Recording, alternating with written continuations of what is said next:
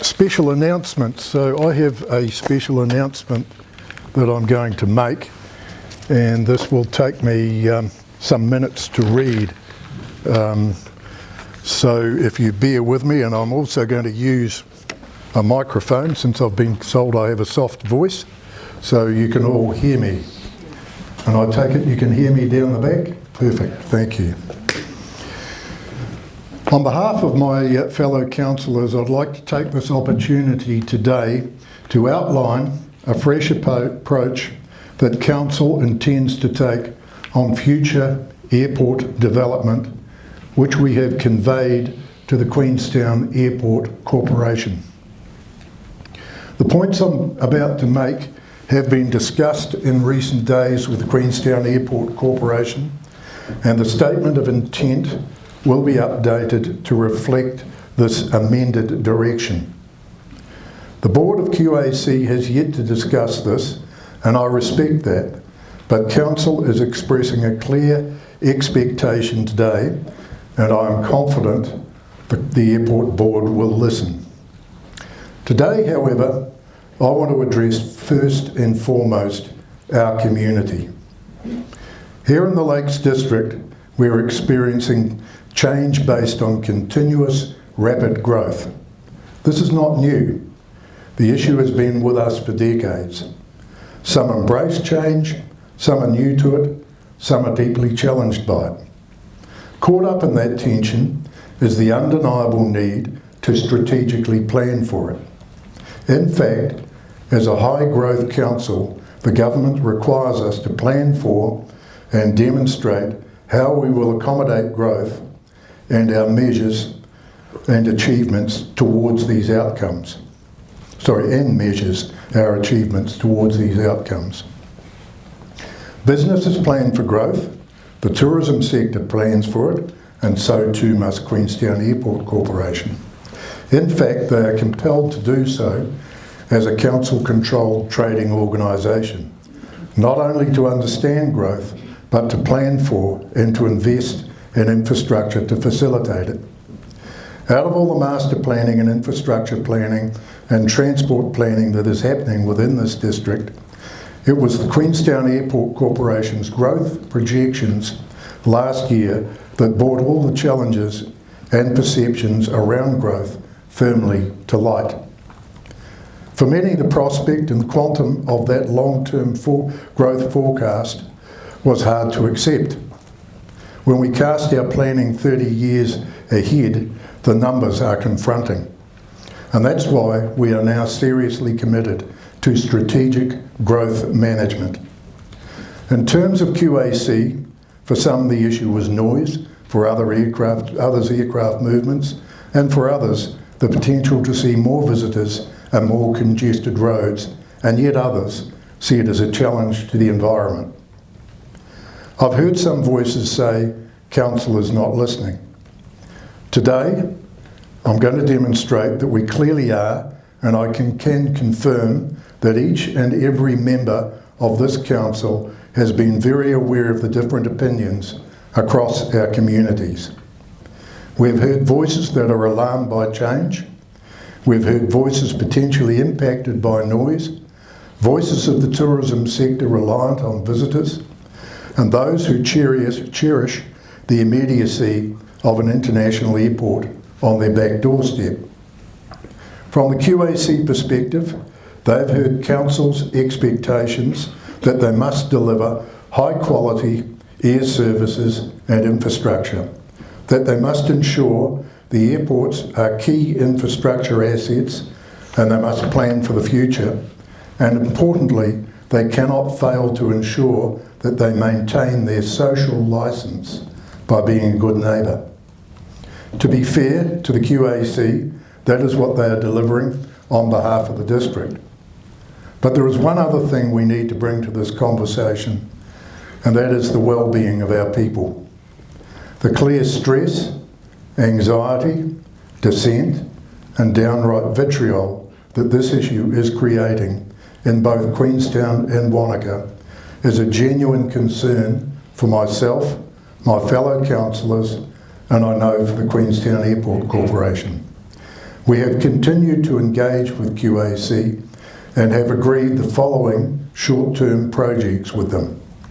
Project Pathway will continue, which is the terminal upgrade in Queenstown.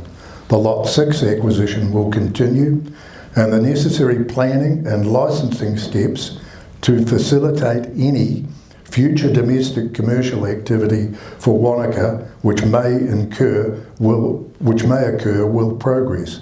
But we need to pause on any further expansion to understand the implications of airport growth on our communities and, most importantly, the economic and social impacts.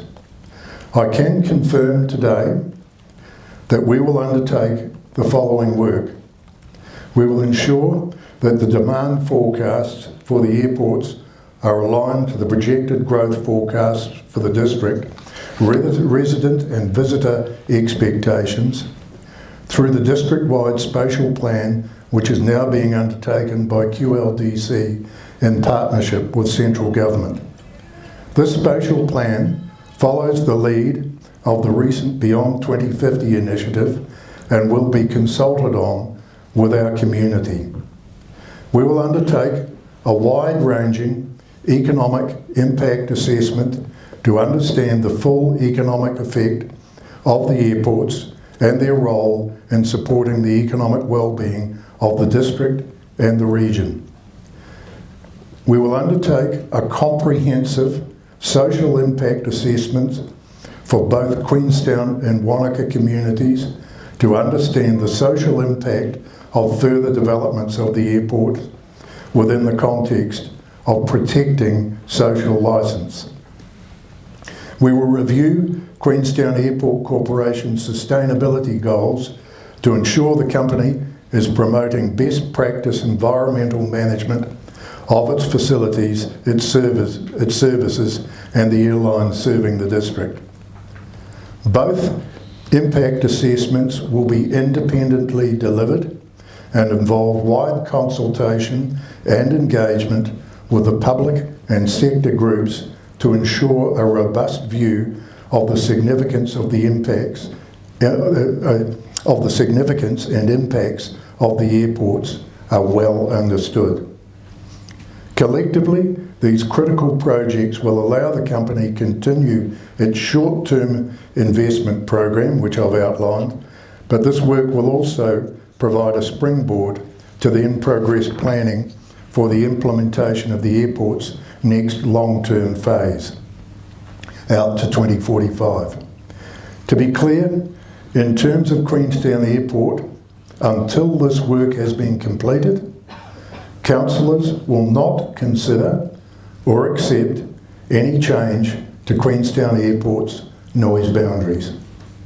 For Wanaka Airport, again, until this exercise is completed and the outcome assessed, further work on the development of commercial services at Wanaka is on hold with the exception of the technical assessments I mentioned earlier. The company has told us that this may have financial and operational consequences, particularly if delays at the planning stage may result in the airport not being able to meet future customer demand in the near term. But the company recognises that in line with the Council's position, protecting social licence is one of the most significant objectives we need to meet. I recognise that for QAC, this commitment to the community will have an impact on the timing of new investment and that this may negatively impact service levels and cost in the short term. From the ratepayer's perspective, this could impact future dividends. However, we can all agree it is important that the company and its services are able to move forward with sound community backing. Our intention here is not to cap growth and create a static future, but to protect and strategically plan for the long-term well-being of our community, our precious environment and our economy. The emerging slowdown in the tourism economy reflected in airport movements may reduce some pressure on the current capacity at Queenstown Airport and provides an opportunity to consider the options and impacts on how we best maintain high quality service that meets the demand for the entire district. Finally, to those of you who have been impassioned campaigners in this space, to the tourism sector, and indeed those from all different perspectives of this debate, my message is, please bring your energy along with an open mind and a willingness to potentially compromise to the table in helping shape the right outcome for all stakeholders and for the sustained future of this incredible place in which we live.